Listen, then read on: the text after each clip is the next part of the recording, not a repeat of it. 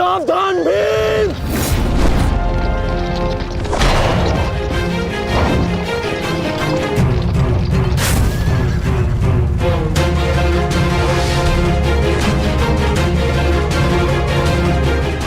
अश्वत्थामा, अश्वत्थामा, तुम ठीक हो? तुम ठीक हो? हाँ अंगराज।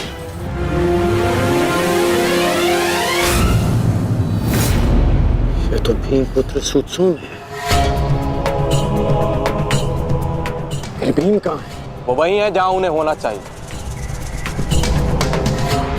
आचार्य, आज कर्ण नामक कवच भी अश्वत्थामा की रक्षा नहीं कर पाया।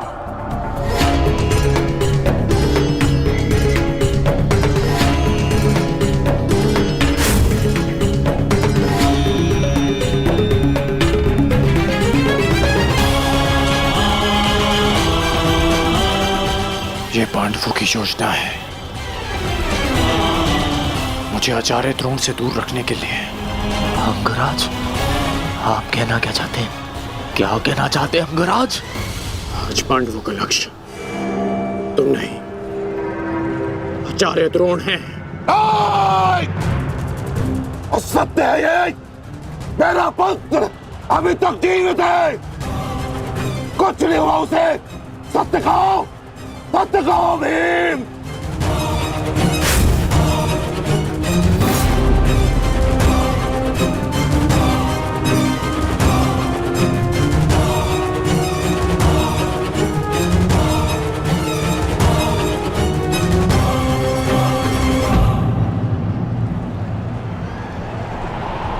धर्मराज,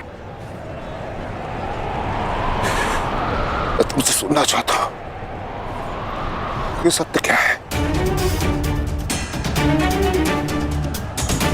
कह दो कि मेरा पुत्र जीवित है। तुम्हारा उपयोग केवल मेरा ध्यान भटकाने के लिए था। मुझे इस बात का आभास क्यों नहीं हुआ? आचार्य द्रोण के प्राण संकट में है। चलो अश्वत्थामा, चलो। सत्य कह दो कि आज भी मेरा पुत्र जीवित है, कुछ नहीं हुआ उसे, कोई उसका वध नहीं कर सकता। कह दो एक बार। युद्ध भूमि में तुम्हारा विकोदर भीम के साथ रहना अनिवार्य है युधिष्ठिर, क्योंकि आचार्य द्रोण जानते हैं कि विकोदर भीम असत्य बोल सकते हैं,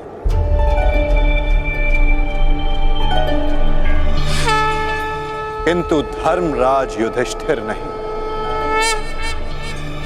और वो ये सुनिश्चित करने के लिए तुमसे ये प्रश्न अवश्य करेंगे धर्मराज।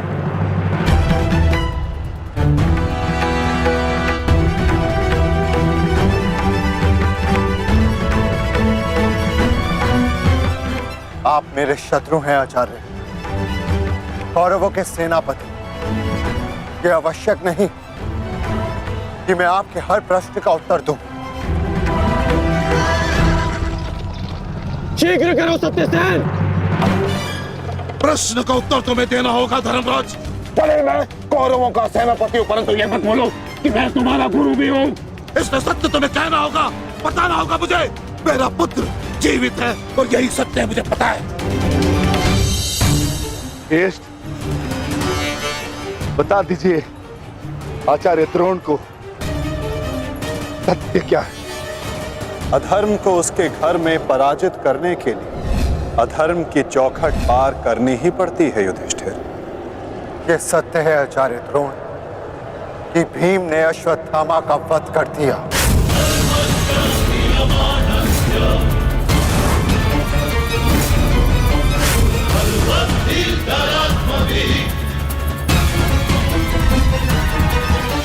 नहीं माधव, मैं असत्य नहीं कहूंगा।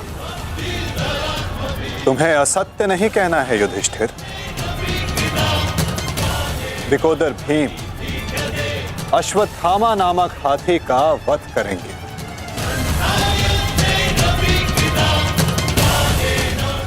तुम्हें केवल यह कहना है कि अश्वत्थामा मारा गया।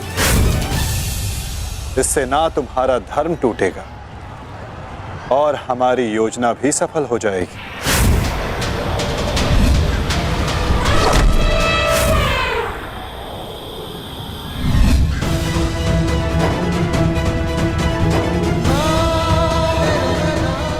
पुनः एक बार कह दो धर्मराज कि ये सत्य है।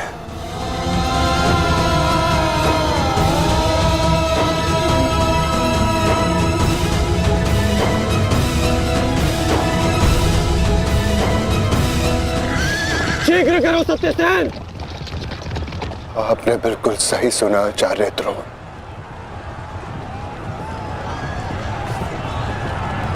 अश्वत्थामा मारा गया।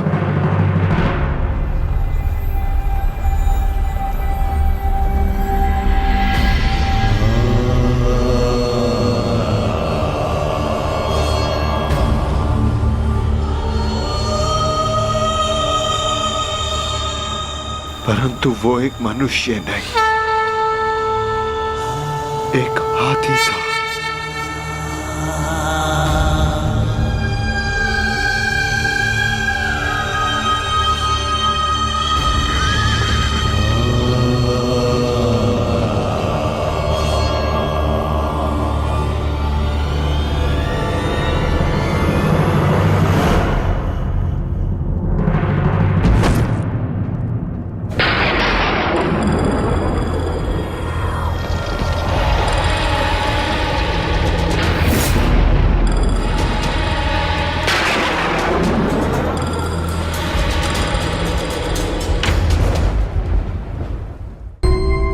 जिस पुत्र के लिए आप आचार्य से शिक्षक बन गए, जिस पुत्र के लिए आपने अपने शिष्यों से गुरु दक्षिणा नहीं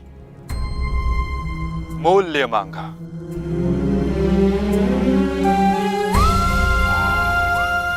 और उसी पुत्र के कारण आप एक एक करके अधर्म की सीढ़ियां चढ़ते चले गए। आचार्य मनुष्य प्रेम में उत्थान करता है, परंतु मोह में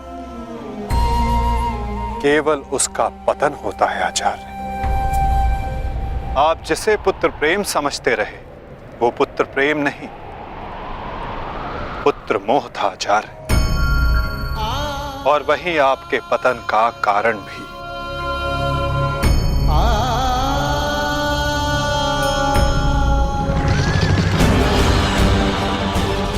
शीघ्र करो सत्यसेन।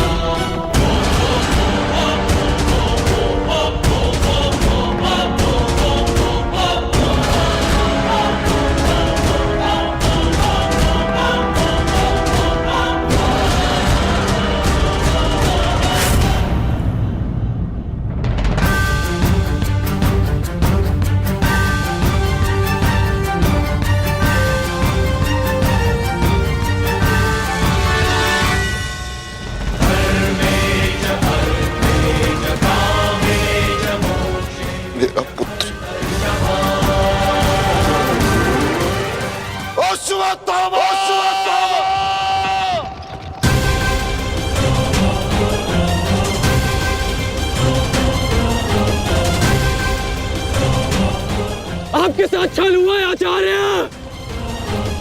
अश्वत्थामा जीवित है। पिताश्री! पिताश्री!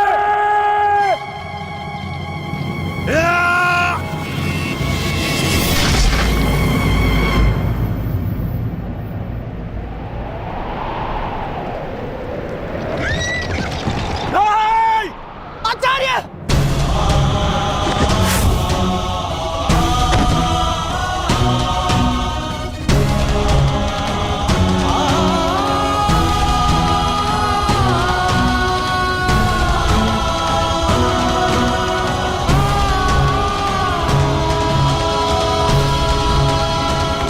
वरुणं च दिवम्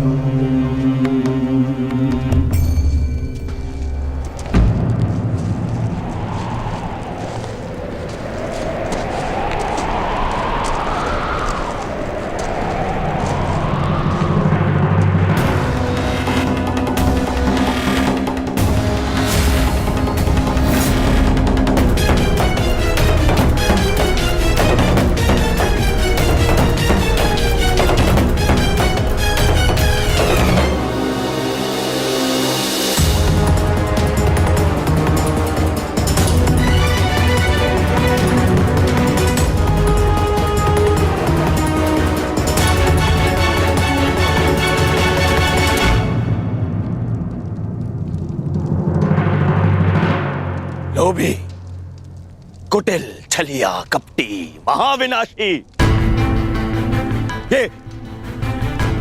ये सारी उपाधि इस दुर्योधन की थी।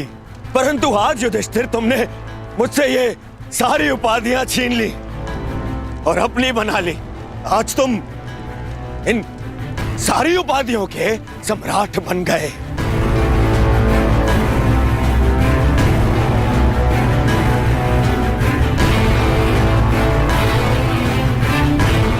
प्रणिपात सम्राट, अरे बोलो, सम्राट आए हैं। छल सम्राट युधिष्ठिर की जय बोलो, बोलो, छल सम्राट युधिष्ठिर की जय। परंतु सम्राट, मुझे समझाइए, अब कौन सा कार्य शेष रह गया था? आपने यहां आने का कष्ट कैसे किया सम्राट? अरे कहीं ऐसा तो नहीं कि लकड़बग्घे की तरह गुरु आचार्य द्रोण के शव पर भोज बनाने आए हैं आप?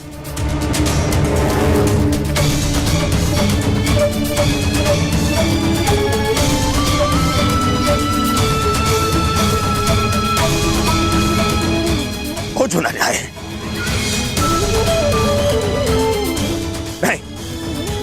नहीं सम्राट, मैं क्षमा चाहूंगा, परंतु मैं इस बात की अनुमति नहीं दूंगा आपको। चले जाओ यहां से,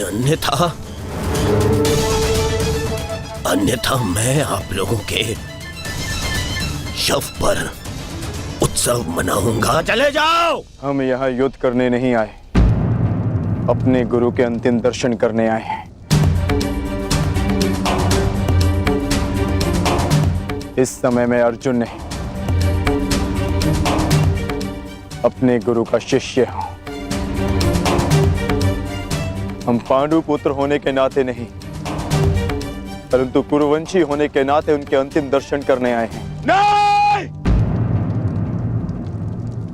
नहीं तुम्हें इस युद्ध में विजय मिलेगी और ना ही अपने गुरु के दर्शन।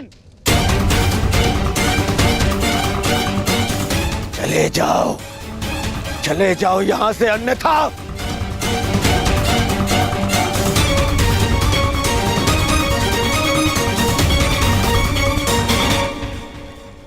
गुरु द्रोण के अंतिम दर्शन करने का अधिकार सबको है।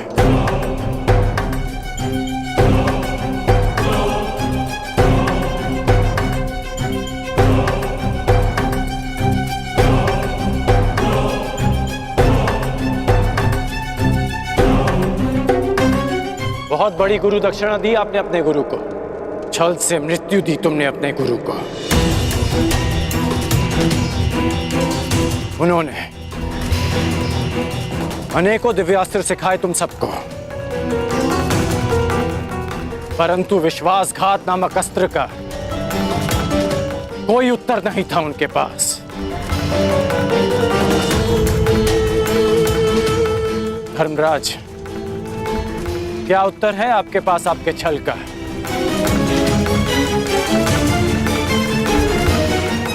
बताइए। मेरा चयन बिल्कुल ठीक था, दुर्योधन तुमसे बेहतर राजा होगा।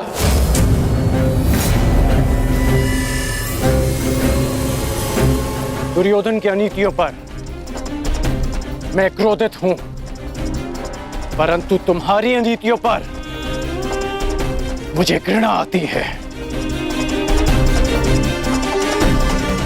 मित्र,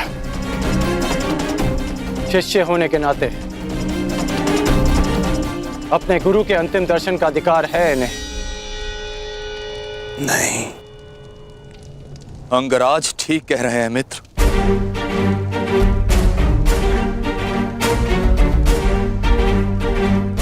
इन्हें अधिकार है। मेरे पिता ने जितना प्रेम अपने पुत्र को दिया, उतना किंचित अधिक इन पांडु पुत्रों को दिया।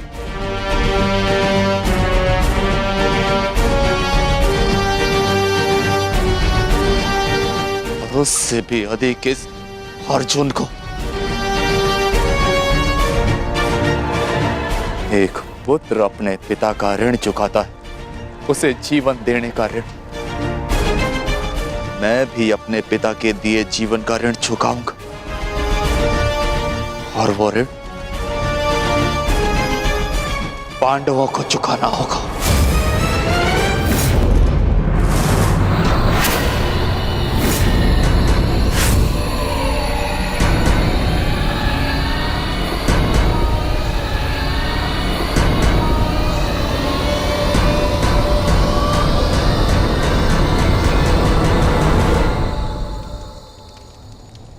पापियों और दैत्यों की भांति तुम लोगों ने विद्या पर लांछन लगाया है।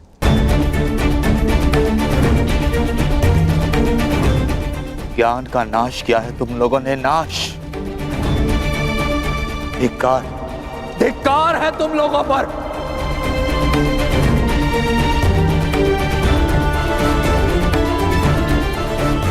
पांडव पुत्रों,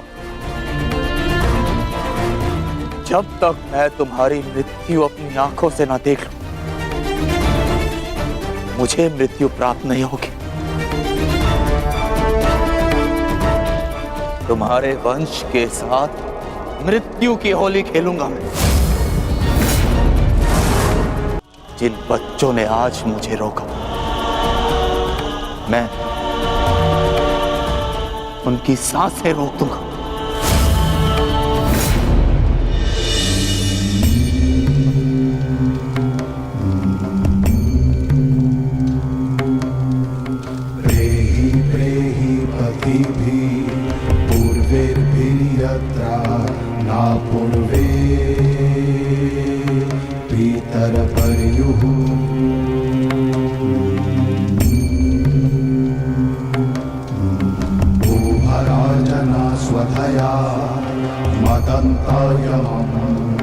पश्यासि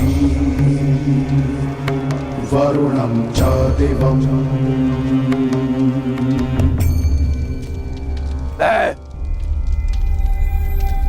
द्रोण पुत्र अश्वत्थामा, ये प्रण लेता हूं कि तुम्हारे संपूर्ण वंश को नष्ट कर दूंगा, नष्ट कर दूंगा, नष्ट कर दूंगा, नष्ट कर दूंगा, नष्ट कर दूंगा, नष्ट कर दूंगा, नष्ट कर दूंगा।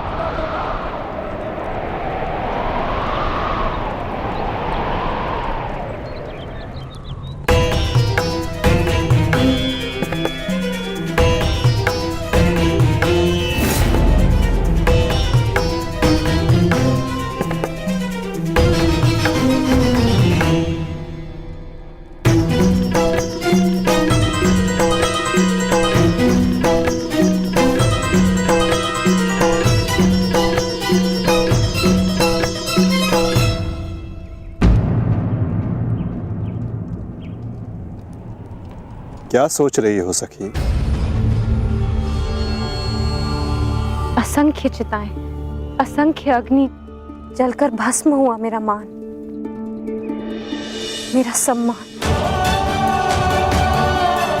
मेरा अभिमान, मेरे सभी संबंध, ये सब लाभ भी तो हानि को ही मिले हैं।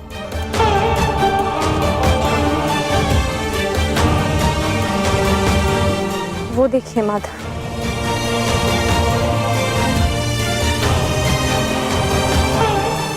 भ्राता धृष्टद्युम्न के जीवन का गणित संपूर्ण हुआ।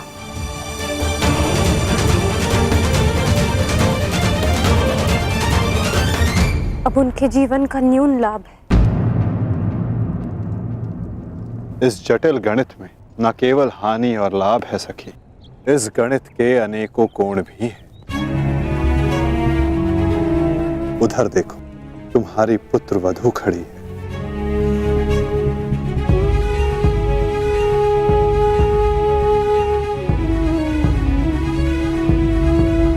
जो वस्त्र हरण तुम्हारे साथ हुआ, वो अन्य किसी स्त्री के साथ ना हो, उसकी लज्जा का रक्षण हो सके, ये लाभ। संसार में शोषण करने वालों को पर्याप्त दंड मिल सके सखी, ये लाभ। आने वाली पीढ़ियों को ज्ञात रहे कि स्त्री का मान भंग करना उसका शोषण करना मानव हत्या से भी अधिक दंडनीय अपराध है। ये लाभ, और ऐसे लाभ के लिए बलिदान अनिवार्य है सखी। और ऐसे बलिदान देने की क्षमता सब में नहीं होती सखी।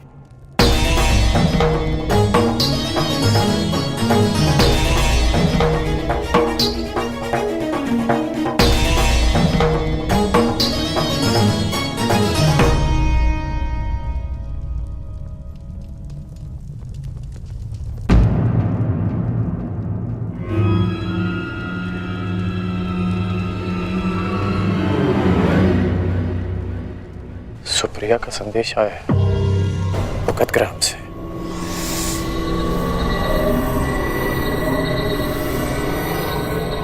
वो मृत्यु शैया पर है।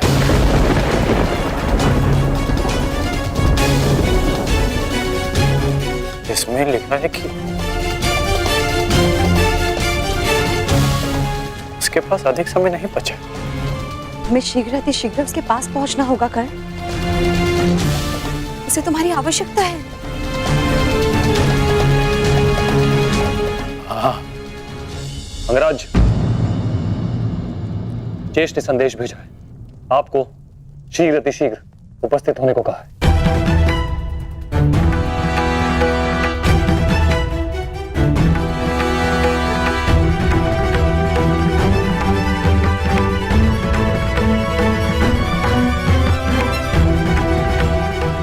मुझे जाना होगा, दुर्योधन के पास जाना होगा।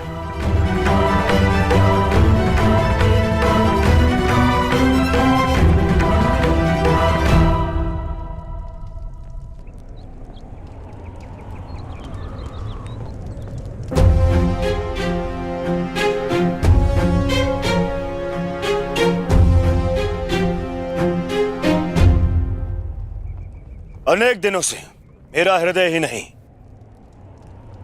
मेरा मन भी जो चाहता था, आज वो पूर्ण होने जा रहा है।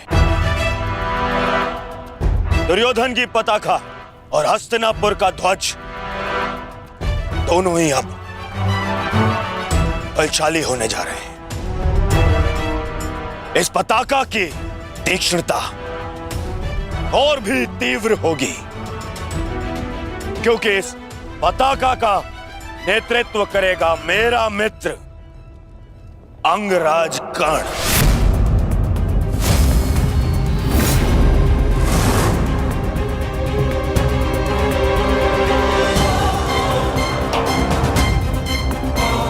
मित्र, आज से मैं निश्चिंत हो गया। मुझे पूर्ण विश्वास है कि तुम्हारे नेतृत्व में इस युद्ध में विजय हमारी ही होगी। आज से हमारी सेना के सेनापति हो तुम।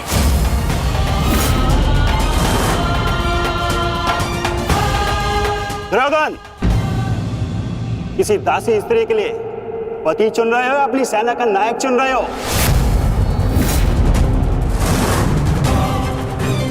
एक नीची जाति के व्यक्ति को तुम हमारे सर पे थोप नहीं सकते। किसी सारथी का पुत्र तुम्हारे उपकारों के बीच में बना राजा मैं नहीं मानता कि ये सेनापति बन सकता है, क्योंकि पलतरन पैरों में शोभा देते हैं, ना कि मस्तक पर। मेरे होने वाले सम्राट, और हाँ अंगराज कर्ण, देखो तुम दोनों बुरा मत मानना। प्रश्न केवल ये नहीं है कि अंगराज सूत्र है या क्षत्रिय। प्रश्न तो ये है कि सेनापति पद किसे मिलना चाहिए। सेनापति पद के लिए आवश्यक क्या होता है? बुद्धि और शक्ति। और अंगराज, आपके बुद्धि पर किसी को कतई संदेह नहीं ना, परंतु संदेह है तो केवल और केवल आपकी शक्ति पर। अंगराज अभेद थे, अब नहीं है। कवच और कुंडल भी था इनके पास, अनेकों अस्त्र थे जो अब नहीं है, जो अब अंगराज खो चुके हैं। और हाँ, खास बात तो यह है, अर्जुन के लिए जो अस्त्र था वो भी आप खो चुके हैं। तो इसका पूर्ण अर्थ यह है दुर्योधन कि अंगराज अब उस बूढ़े शेर की भांति हो गए जिसके दांत भी टूट गए हैं और पंजे के नाखून भी झड़ चुके हैं। और ऐसे शेर के साथ चूहे भी व्यंग करते हैं। अब महाराज शल्य को देखो, इनकी शक्ति और भव्य सेना की सहायता से हम विजय प्राप्त कर सकते हैं। अब यदि अंगराज आपके परम मित्र हैं तो वो भी इस बात को मानेंगे, हैं? क्यों अंगराज? हाँ श्री, मुझे कर्ण की मित्रता पर कोई संदेह नहीं है। जिसने अपना सबसे महत्वपूर्ण शस्त्र मेरी सुरक्षा के लिए उपयोग कर लिया, और ना ही उसके शौर्य पर। संदेह तो मुझे शैल्य पर है, क्योंकि कालों के भांति रण छोड़कर भागना सबसे पहले इन्हें आता है। एक नहीं, दो बार अवसर मिला इन्हें, पर इन्होंने क्या किया? रण छोड़कर भाग गए, एक ऐसे चूहे की तरह तो केवल शेर की दहाड़ सुनकर ही भाग जाता है, भाग जाता है। इस चूहे को मैं ना तो अपनी सेना का सेनापति बनाऊं और ना ही अपनी दासियों का पति। मूर्ख हो मूर्ख, तुम दोनों मूर्ख हो। एक मूर्ख का सम्राट और एक मूर्ख का सेनापति। तुम दोनों मूर्खों को लगता है पांडवों पे विजय पाओगे? बस मद्रराज,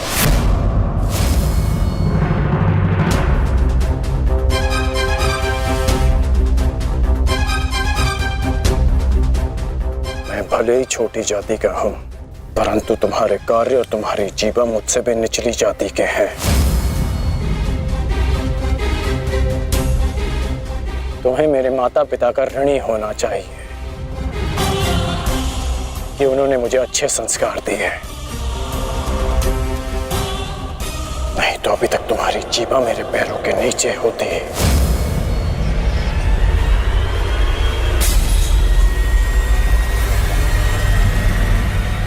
अब एक और शब्द अपनी जीभा से निकाला तो मैं अपने सारे संस्कार भूल जाऊंगा, और ये भी भूल जाऊंगा कि हम दोनों एक ही पक्ष में हैं।